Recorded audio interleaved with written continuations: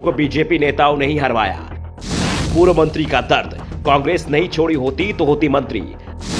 दल बदलकर बीजेपी में फंस गए हैं सिंधिया समर्थक। मध्य प्रदेश में ज्योतिरादित्य सिंधिया को कांग्रेस में सम्मान नहीं मिल रहा था और अब बीजेपी में उन्हें कितना सम्मान मिल रहा है, इस बात की चर्चाएं चल रही हैं। पिछले दिनों बीजेपी के दिग्गज नेता कैलाश विजयवर्गीय और ज्योतिरादित्य सिंधिया के बयान चर्चा में बने हुए हैं। कैलाश विजयवर्गीय ने तो यहां तक दावा कर दिया है कि अगर शिवराज सिंह चौहान ने गलती नहीं की होती तो बीजेपी 2018 में ही सरकार बना लेती। 15 महीने उसे विपक्ष में नहीं बैठना पड़ता। जाहिर सी बात है फिर बीजेपी को सिंधिया की जरूरत भी नहीं पड़ती। दूसरी ओर कांग्रेस में सीएम न बनाए जाने से नाराज ज्योतिरादित्य सिंधिया भी पाला नहीं बदल पाता। वैसे सिंधिया को सीएम पद तो बीजेपी ने नहीं दिया है और अब सिंधिया ने मान भी लिया है कि बीजेपी उन्हें सीएम नहीं बनाएगी। तभी उन्होंने साफ कर दिया कि शिवराज सिंह चौहान ही मध्य प्रदेश के सीएम रहेंगे और 2023 का विधानसभा चुनाव बीजेपी शिवराज के नेतृत्व में ही लड़ेगी। साफ है मध्य प्रदेश में शिवराज के आगे सिंधिया ने हार मान ली है। अब सिंधिया की चिंता अपने उन समर्थकों को लेकर है जो उनके साथ कांग्रेस छोड़ बीजेपी में आए थे। इसमें से 2 दर्जन तो 2018 का विधानसभा चुनाव कांग्रेस के टिकट पर जीते थे।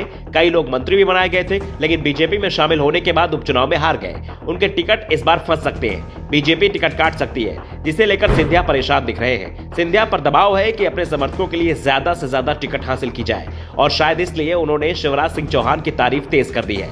लेकिन सवाल ये भी उठ रहे हैं कि हाईकमान के सहयोग से टिकट तो मिल जाएगा, लेकिन चुनाव कौन जिताएगा, क्योंकि पार्टी के तमाम पुराने दिग्गज सिंधिया को किनारे लगाने में जुटे हुए हैं। सिंधिया की समर्थक मानी जाने वाली इमरती देवी 3 बार से डबरा विधानसभा सीट से चुनाव जीत रही थी।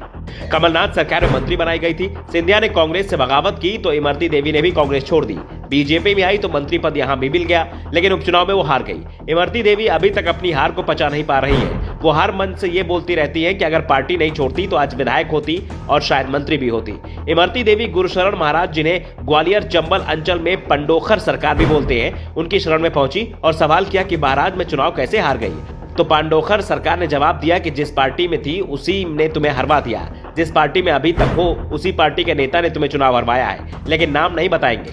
इमरती देवी भी चुनाव में मिली हार के बाद पार्टी के कुछ नेताओं की शिकायत हाईकमान तक पहुंचा चुकी है। इमरती देवी के दर्द पर कांग्रेस ने तंज कसा। कांग्रेस नेता संगीता शर्मा ने तंज कसते हुए कहा, इमरती देवी ने पंडोखर सरकार से सवाल पूछा, मुझे किसने हराया? इमरती जी, पार्टी बदलने से पहले ही पंडोखर सरकार से सवाल कर लिया होता तो हार का मुंह नहीं देखना पड़ता। अब पछताए होत क्या जब चिड़िया चुग गई खेत। दरअसल उपचुनाव में मिली हार के बाद इमरती देवी को मंत्री पद से इस्तीफा देना पड़ा था। सिंधिया का समर्थक होने और शिवराज सिंह की सरकार बनवाने का इनाम उन्हें इसके बाद भी मिला और मंत्री पद से इस्तीफा देने के बाद उन्हें मध्य प्रदेश लघु उद्योग निगम का अध्यक्ष बनाया गया। लेकिन मंत्री पद जाना और विधानसभा चुनाव हारने का दर्द इमरती देवी को अभी भी परेशान कर रहा है।